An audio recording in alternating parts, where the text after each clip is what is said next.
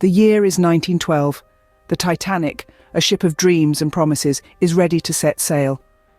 In an era marked by burgeoning industrialization and technological advancements, the Titanic stood as a testament to human ingenuity. Built by the finest craftsmen of the time, the ship was an epitome of opulence and grandeur. Its gleaming decks and sumptuous interiors were a spectacle to behold, an embodiment of luxury that the world had never seen before. But the Titanic was more than just a symbol of affluence. It represented a beacon of hope for many of its passengers, a chance for a fresh start in the land of opportunities, America. This majestic vessel, touted as the unsinkable ship, was thought to be the safest means of crossing the perilous Atlantic. A journey on the Titanic was seen as a journey towards a promising future. Little did they know, destiny had a different plan. Among the passengers, the first class lived in the lap of luxury. They were swaddled in the finest silks and dined on the choicest of meals. Their cabins, a testament to the era's grandeur, were nothing short of opulent. With private promenades, plush carpets, and ornate furnishings, these cabins mirrored the stately homes of the elite. The Titanic was more than a ship. It was a floating palace. The first-class passengers were privy to a level of luxury that rivaled the best hotels of Paris or London.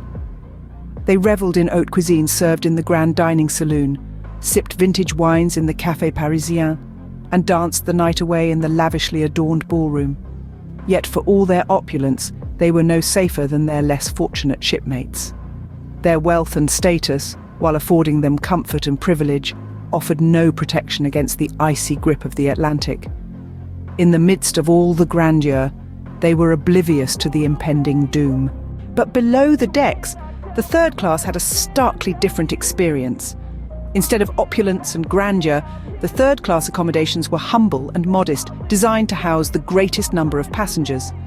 Their cabins were cramped, often housing multiple families in one room with hardly any space to move. Their meals, unlike the lavish feasts of the first class, consisted of simple, hearty food, served in a communal dining hall. The contrast was stark. Upstairs, a world of luxury and indulgence, but below decks, a world of simplicity and practicality. Yet even in these humble surroundings, there was a sense of camaraderie and community among the passengers. The third-class passengers were largely immigrants, dreaming of a new life in America. They had left their homes and everything familiar behind, enduring the discomforts of their journey with patience and resilience. Despite the hardships, they held on to the hope of a better life in America.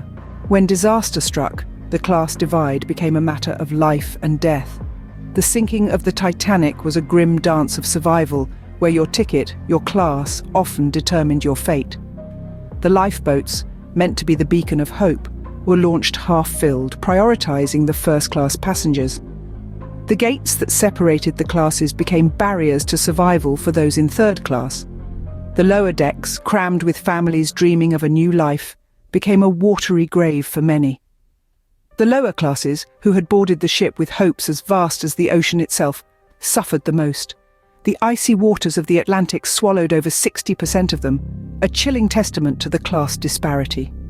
The Titanic, a symbol of hope and a stark reminder of class discrimination, rests at the bottom of the Atlantic, taking with it stories untold.